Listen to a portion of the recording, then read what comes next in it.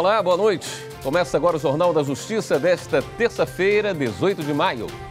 Primeira turma do STF começa a analisar recurso da empreiteira Engevix, que teve valores bloqueados pelo Tribunal de Contas da União, mesmo após assinar acordo de leniência. Esse é um dos destaques da edição de hoje. Você confere também.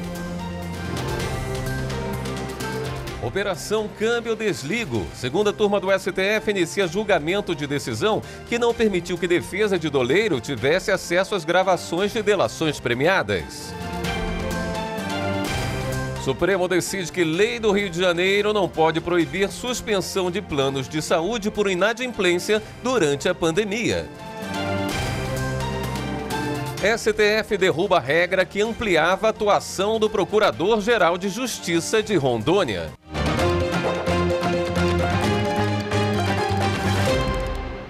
A primeira turma do STF iniciou o julgamento de recurso que questiona a decisão do TCU, que determinou o bloqueio de pagamentos à empreiteira Engevix por supostas irregularidades em Angra 3. Em 2016, o TCU bloqueou pagamentos do poder público à empresa para garantir o ressarcimento no processo que investiga indícios de irregularidades em licitações e na execução de contrato para obras da usina nuclear de Angra 3. Os advogados da Engevix pedem o reconhecimento do acordo de leniência firmado com a Controladoria Geral da União e a Advocacia Geral da União e o fim do bloqueio de valores. O objetivo é determinar o fim do bloqueio, o fim da restrição da medida constritiva do patrimônio, porque assim está previsto no acordo de leniência. O relator do caso, o ministro Marco Aurélio, negou o pedido. A assinatura do presente acordo de leniência não afasta as competências do Tribunal de Contas da União. Com a medida cauteladora implementada pelo Tribunal de Contas, buscou-se garantir o ressarcimento dos danos causados pela impetrante. O ministro Dias Toffoli pediu vista do processo. Alegou que é preciso estabelecer maior segurança jurídica ao que é pactuado em acordos de leniência. Recentemente, no mês de março, houve vários julgados na segunda turma deste Supremo Tribunal Federal, já exatamente dentro dos marcos de um termo de cooperação para a realização conjunta de leniências entre a Advocacia Geral da União, a Controladoria Geral da União e o próprio Tribunal de Contas da União. Os outros ministros da primeira turma do Supremo concordaram. Considero que esta é uma questão central no enfrentamento à corrupção e na eficácia dos acordos de leniência. É que haja segurança jurídica e credibilidade. O Estado tem que falar a uma só voz. Ainda sobre a sessão da primeira turma, a repórter Viviane Novaes traz outro caso julgado no colegiado. A primeira turma também discutiu o caso de uma mulher que queria dividir a pensão por morte com a esposa do ex-amante. Para o ministro Marco Aurélio, também relator desse processo, o casamento ou união estável impede o reconhecimento de um novo vínculo para fins previdenciários. A união estável merece proteção do Estado, mas o concubinato não, por ser uma relação ilícita. Todos os ministros acompanharam o relator e entenderam que a mulher não tem o direito de dividir a pensão com a viúva. E na sessão da segunda turma do Supremo, os ministros começaram a analisar a decisão da Justiça Federal do Rio de Janeiro, que não permitiu à defesa de um doleiro acesso às gravações de delações premiadas no âmbito da Operação Câmbio Desligo. Em outro julgamento, a turma manteve a decisão que obriga a Justiça Paulista a recalcular a pena de uma condenada por tráfico de drogas. A segunda turma analisou um recurso do Ministério Público que questiona a decisão que determinou o reenvio de processo ao Tribunal de Justiça de São Paulo para a nova dosimetria de pena. No caso específico, a natureza e a quantidade de droga foram consideradas em mais de uma fase do cálculo da pena de uma mulher condenada por tráfico. O relator, ministro Gilmar Mendes, negou o pedido do Ministério Público. O juiz havia aplicado, entendendo que era uma questão talvez de uso, havia aplicado o artigo 28. Não obstante, com a apelação, houve o enquadramento como tráfico e com esta com este acréscimo, com essa distinção entre natureza e a quantidade, houve a pena de 6 anos e com regime fechado. Os demais ministros acompanharam o voto do relator. Nesta sessão, os ministros também começaram a analisar pedido da defesa do doleiro Paulo Sérgio Vaz Arruda, preso em 2018 na Operação Câmbio Desligo, contra evasão de divisas e lavagem de dinheiro. Os advogados do doleiro questionam decisão da 7ª Vara Federal Criminal do Rio de Janeiro, que não autorizou o acesso da defesa a vídeos e audiências judiciais de acordos de delação premiada, firmados por outros réus com o Ministério Público Federal e homologados judicialmente. O ministro Gilmar Mendes, relator, votou pelo acesso amplo a todo o material no qual o doleiro é citado. Diversas das ações ligadas à Operação Câmbio Desligo já foram até mesmo julgadas, não cabendo assim qualquer justificativa legal para manutenção do sigilo do conteúdo das audiências de homologação dos acordos dos corréus do paciente. O julgamento foi suspenso após um pedido de vista do ministro Nunes Marques. E amanhã tem sessão plenária do Supremo. Um dos processos na pauta de julgamentos da Corte discute se empresa pode demitir em massa sem negociação coletiva. A consultora jurídica Karina Sgolotto comenta esse caso para a gente. Olá, boa noite. Amanhã, quarta-feira, é dia de julgamentos no plenário do Supremo Tribunal Federal. A pauta dirigida já está publicada, são pelo menos 4 processos e, entre eles, um recurso extraordinário da relatoria do ministro Marco Aurélio, com repercussão geral reconhecida, em que se discute a manutenção ou não das decisões do Tribunal Superior do Trabalho, que determinou a obrigatoriedade de realização de negociação coletiva em caso de dispensa em massa de trabalhadores.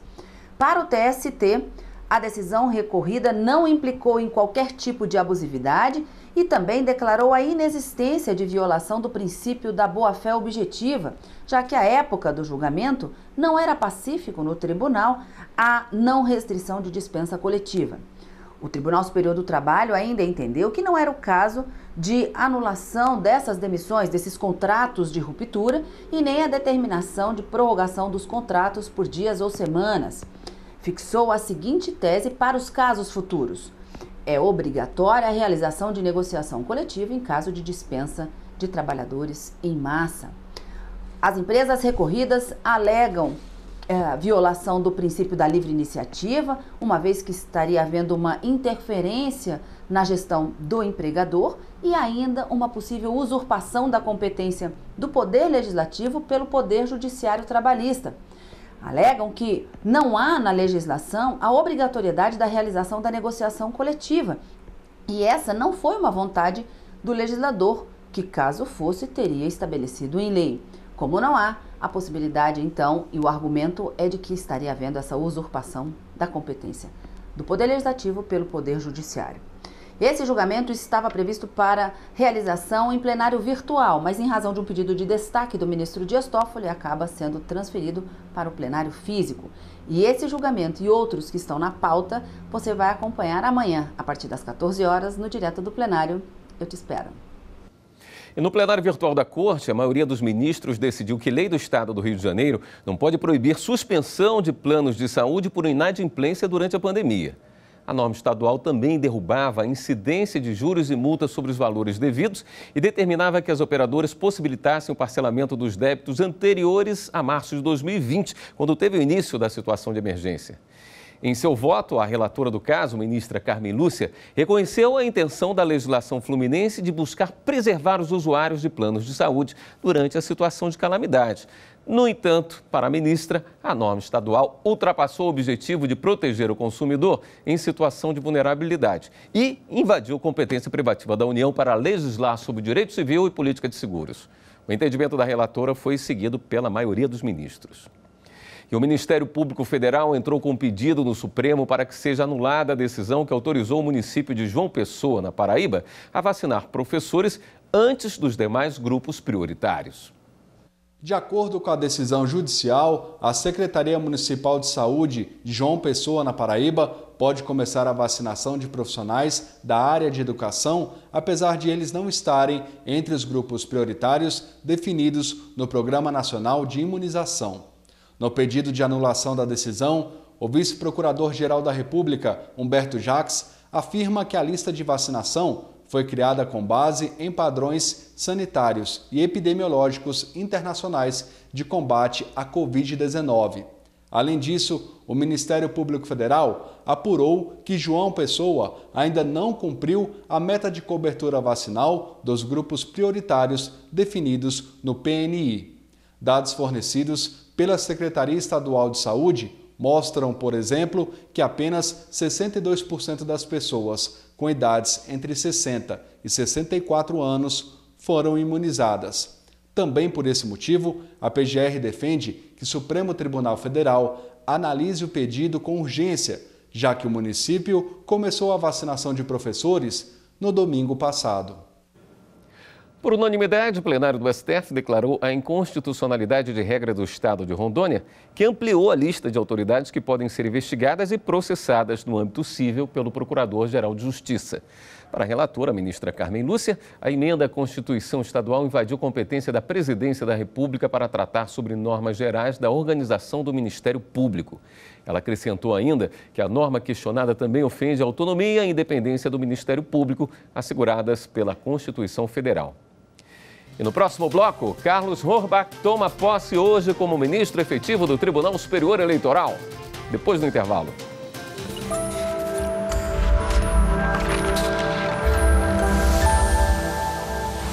A Constituição é o principal instrumento legal da sociedade, né? Ela é a grande responsável pela efetivação das normas e os efeitos destas normas na sociedade. É a proteção do Estado democrático. É ela quem proporciona igualdade da lei e justiça para os cidadãos na mesma medida e sem qualquer distinção.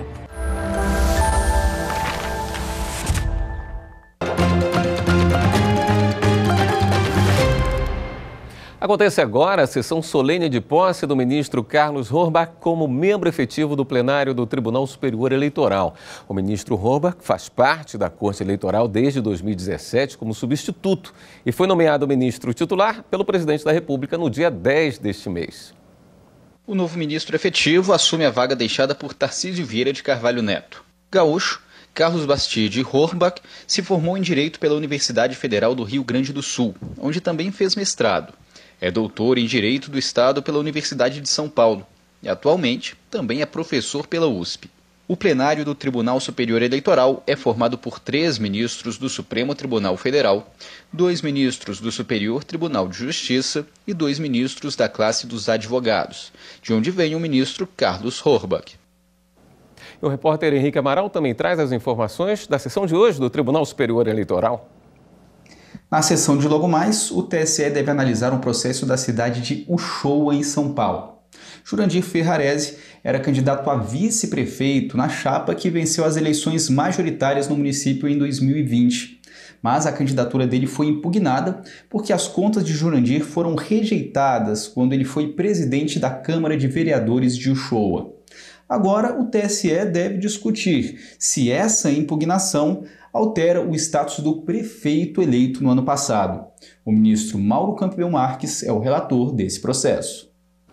A terceira turma do Tribunal Superior do Trabalho entendeu que um auxiliar de serviços gerais que recebeu comunicado de férias sem antecedência mínima de 30 dias não tem direito ao pagamento em dobro do benefício. O auxiliar de serviços gerais afirmou na reclamação trabalhista que o aviso de férias foi feito apenas 2 ou 3 dias antes do período. Por isso, alegou o descumprimento do prazo de antecedência de 30 dias, previsto no artigo 135 da CLT, o que prejudicou o planejamento do descanso. O caso foi julgado pelo Tribunal Regional do Trabalho da 1ª Região, no Rio de Janeiro. Como os documentos apresentados pela empresa não tinham a data de entrega da comunicação das férias ao empregado, o TRT entendeu não ser possível comprovar o cumprimento do prazo previsto em lei. O tribunal, então, determinou o pagamento em dobro do benefício. No julgamento do caso no TST, após recurso da empresa, o relator do processo na terceira turma, ministro Agra Belmonte, explicou que o artigo 137 da CLT prevê a remuneração em dobro quando a concessão das férias ocorrer depois de 12 meses do fim do período aquisitivo. Outra hipótese é quando o pagamento não é feito até 2 dias antes do início do descanso, conforme estabelece a súmula 450 do TST. Por unanimidade, os ministros entenderam que não existe disposição legal que determine o pagamento em dobro pela inobservância do prazo de 30 dias para a comunicação prévia das férias. Com autorização da Justiça, a Polícia Federal deflagrou hoje de manhã a Operação Área Restrita 2 para combater o tráfico internacional de drogas. Segundo as investigações, a organização criminosa é composta por funcionários de empresas que atuam no Aeroporto Internacional de Guarulhos desde 2019. Ao longo das apurações, foram apreendidas mais de 1,5 toneladas de cocaína. A droga seria enviada para países como África do Sul, Portugal e Holanda. A Polícia Federal cumpriu 53 mandados de busca e apreensão, 22 de prisão temporária e 12 de prisão preventiva e 3 de restrição de acesso ao aeroporto. O vice-procurador-geral eleitoral, Renato Góes, determinou que fossem encaminhadas à Polícia Civil e ao Ministério Público do Rio de Janeiro as denúncias de racismo e ameaças contra a vereadora de Niterói, Beni Brioli. Foi a própria vereadora quem entregou a representação ao Tribunal Superior Eleitoral, que encaminhou o caso para o Ministério Público Eleitoral. Beni Brioli afirma que tem sofrido racismo e transfobia dentro da Câmara Municipal de Niterói, no Rio de Janeiro. A parlamentar do PSOL relatou que, além de ofensas, tem sido ameaçada de morte. O caso chegou ao vice-procurador-geral eleitoral, Renato Góes, que, ao analisar a denúncia, entendeu que a situação não se trata de crime eleitoral. Por isso, encaminhou a representação à Polícia Civil e ao Ministério Público do Rio de Janeiro, determinando que fossem adotadas medidas para garantir a segurança da vereadora e também a apuração dos fatos. E no próximo bloco, o encontro promovido pelo CNJ busca fortalecer a preservação da memória pelos órgãos do Judiciário. É depois do intervalo.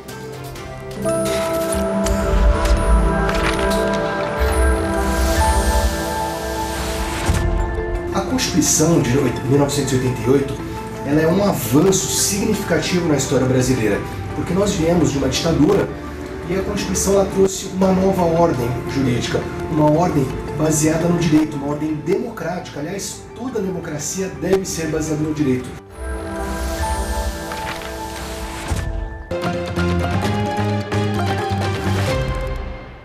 O Conselho Nacional de Justiça aprovou hoje à tarde norma que facilita a comunicação entre o judiciário brasileiro e de outros países em casos de falência e recuperação judicial de empresas.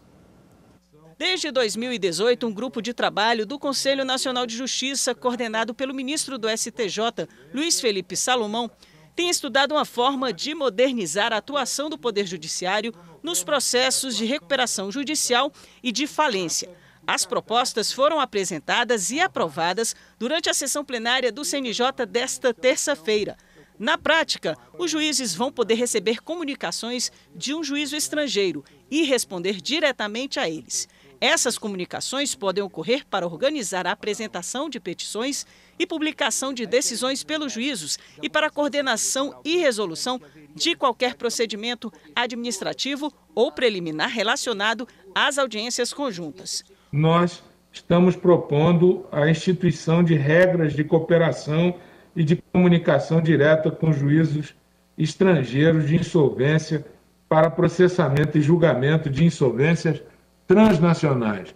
Com esses dois passos, presidente, estaremos dando, se chancelado pelo plenário, estaremos dando passos importantes para colocar o nosso país vis-à-vis com outros países já adiantados no tratamento da matéria, especialmente nesse período de pandemia. Outra novidade é que o acordo vai permitir que um juízo autorize uma parte ou interessado a apresentar seu caso e ser ouvido por um juízo estrangeiro, desde que a decisão seja referendada pelo juízo indicado.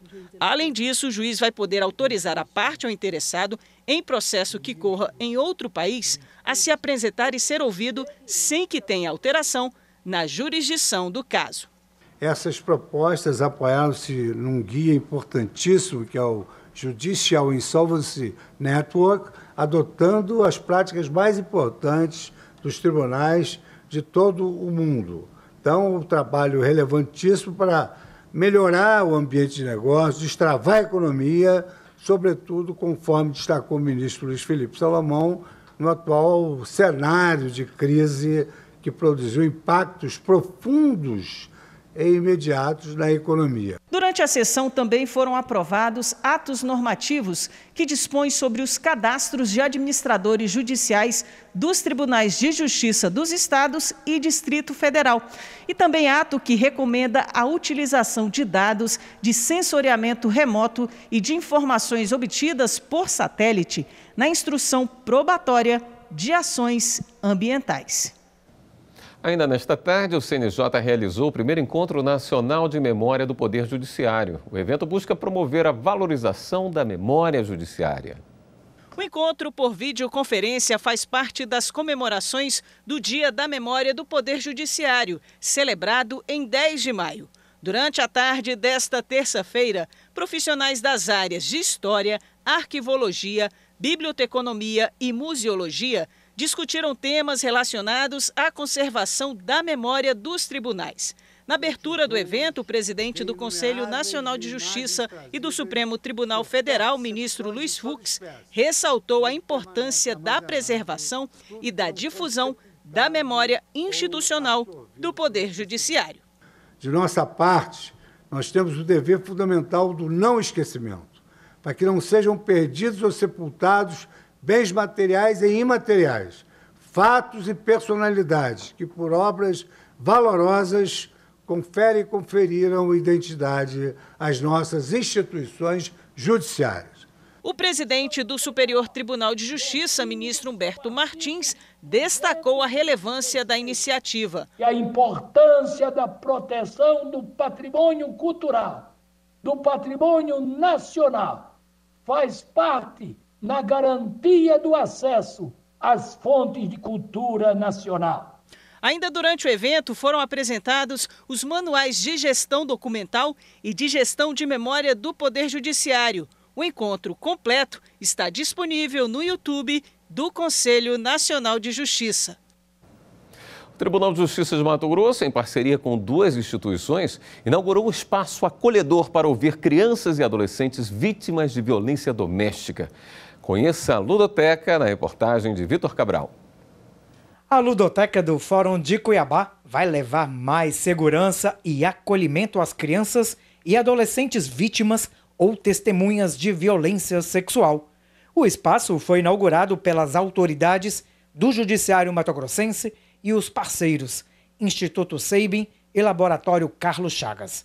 A cerimônia foi realizada de forma presencial e online. Quando olhamos para essa ludoteca, percebemos o quão ela pode fazer a diferença no acolhimento das pequenas vítimas ou testemunhas de crimes. Acolhimento com sensibilidade, com amor, com todos os cuidados que a criança merece. O espaço, totalmente lúdico, é voltado para o atendimento, escuta e oitiva, realizados por uma equipe de multiprofissionais. O importante disso é que está sendo aplicada da melhor forma possível a Lei 13.431, evitando a revitimização dessas crianças. O dinheiro para comprar esses brinquedos veio da parceria entre o Judiciário de Mato Grosso, o Instituto Seibin e o Laboratório Carlos Chagas. Mas essa parceria não vai parar por aqui. É que em junho vai ser oferecido um curso aos profissionais que atuam nas ludotecas. A gente também quer garantir a formação dos ludotecários, que são os profissionais que atuam em ludoteca, para que eles estejam permanentemente atualizados e possam trocar experiências, né? Estando em diversas partes do Brasil, possam trocar experiências com o objetivo de desenvolver um melhor trabalho em suas regiões. É a segunda ludoteca que nós implantamos em Cuiabá, primeiro na Prefeitura e agora aqui no Judiciário. Isso torna-se gratificante para todos nós, porque nós estamos devolvendo para a sociedade aquilo que recebemos da sociedade. E uma última notícia, o ministro Ricardo Lewandowski negou habeas corpus a Mayra Pinheiro, secretária de Gestão do Trabalho e da Educação na Saúde. No pedido apresentado ao Supremo, ela alegava o temor de sofrer constrangimento ilegal em depoimento à CPI da pandemia. Para o ministro, o fato de Mayra não responder a qualquer procedimento criminal ou mesmo administrativo quanto aos assuntos investigados pela CPI retira qualquer credibilidade ao receio por ela manifestado de que possa sofrer consequências adversas ao responder a determinadas perguntas dos parlamentares. O ministro completa que, na condição de testemunha, ela estará obrigada a revelar tudo o que souber ou tiver ciência acerca dos fatos investigados pela Comissão Parlamentar de Inquérito sobre a Covid-19, podendo ser compelida a assumir o compromisso de dizer a verdade. Lewandowski ressaltou que ela terá direito de ser acompanhada pelo advogado e ser questionada com respeito. O depoimento à comissão está marcado para quinta-feira, dia 20. Esta edição do Jornal da Justiça fica por aqui. Na sequência, você fica com a sessão do Tribunal Superior Eleitoral. Uma boa noite para você. Até amanhã.